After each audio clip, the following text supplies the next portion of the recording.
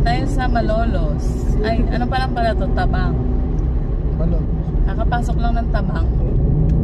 Titignan natin kung okay pa yung arko kung nandun pa o natibag na nga. Dahil nakaschedule siya natibagin nung kaninang madaling araw. August, ano ba? 31? Ay, wala na nga. Parang wala na. Kung paanong tinibag ba lahat yung arko nitong Malolos. Bakit? Sino tinanggal? Si Jollibee kasi. Nakakapanginayang kasi na to eh. Ano na yun? Landmark to. Wala na nga siya. Wala na po yung arko ng Malolos. So ano na ang location ni Jollibee?